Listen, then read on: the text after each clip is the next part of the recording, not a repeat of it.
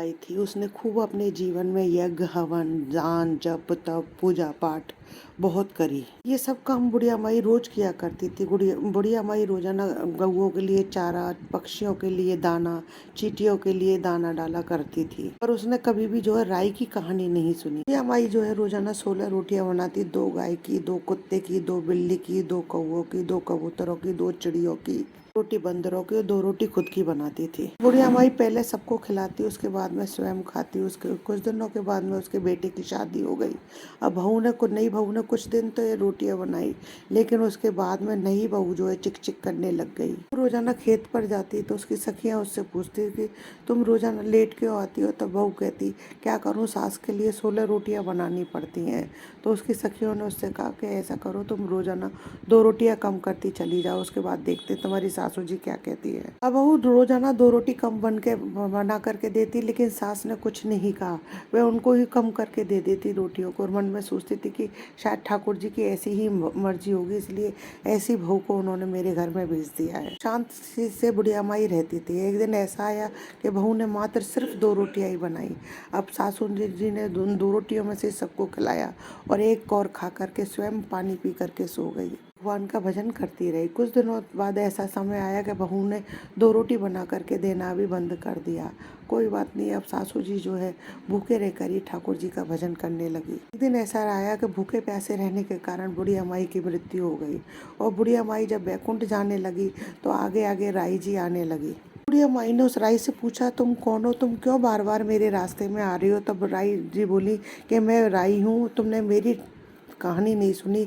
मैं राई कार्तिक के राई दामोदर की पटरानी हूँ, और तुमने जो है मेरी कहानी नहीं सुनी है जो कार्तिक मास में सुनी जाती है। इस कारण मैं तुम्हारे आगे आगे आ रही हूँ, और इसी कारण तो मैं तुम्हें जो है वैकुंठ नहीं जाने दूंगी। तब बुढ़िया माई कहने लगी कि भाई मैंने तो किसी के मुंह से नहीं सुना कि राई की कहानी भी कहनी चाहिए, मैं तो इस बारे में कुछ जानती भी नहीं हूँ। तो माई राई जी से बोली अगर तुम्हारी कहानी सुनना इतना जरूरी होते हो, उसके बाद ही मुझे वैकुंठ मिलेगा, तो तुम मुझे एक बार जो है इस धरती पर अवश्य भेजो और पूरा विधि विधान नियम बताओ कि किस तरीके से जो मुझे ये कथा कहानी सुननी है, ताकि मैं धरती पर जाकर के तुम्हारे निमित्त ये कथा सुन करके आऊँ।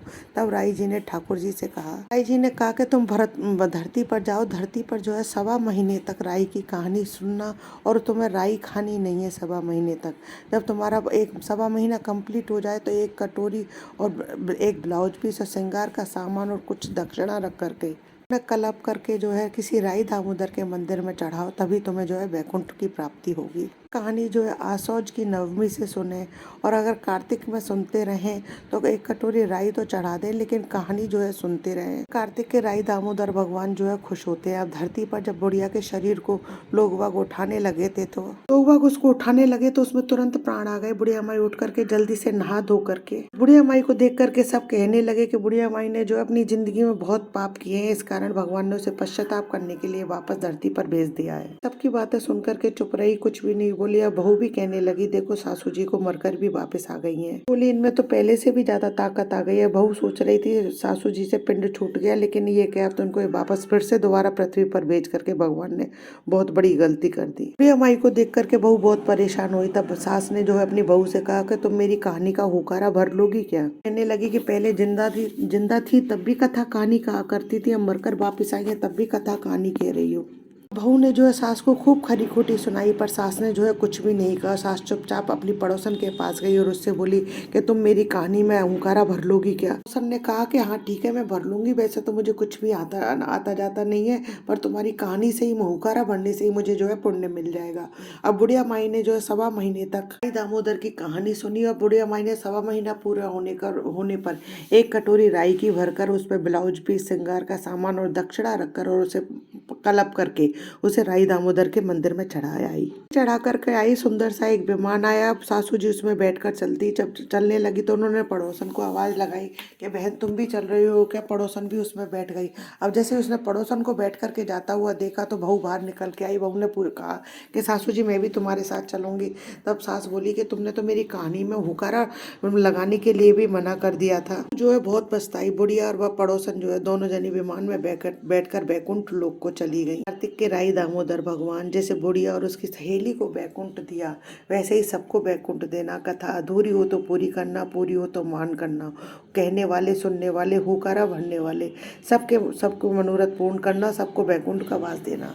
दोस्तों, यदि आपको मेरी कथा कहानी पसंद आए तो प्लीज़ मेरे वीडियो को ज़्यादा से ज़्यादा लाइक और शेयर कीजिए। यदि आपने अभी तक मेरे चैनल को सब्सक्राइब नहीं किया है तो उसे सब्सक्राइब करना ना भूलें। पास ही में बेल आइकन को दबाएं, जिससे मेरे आने वाले हर नए वीडियो का नोटिफिकेशन आपको मिल जाए। हिंदू धर्म, रीति रिवाज, कथा कहानी जानने के लिए मेरे चैनल पर बने रहने के लिए बहुत बहुत धन्यवाद। जय श्री कृष्णा दोस्तों, राधे राधे।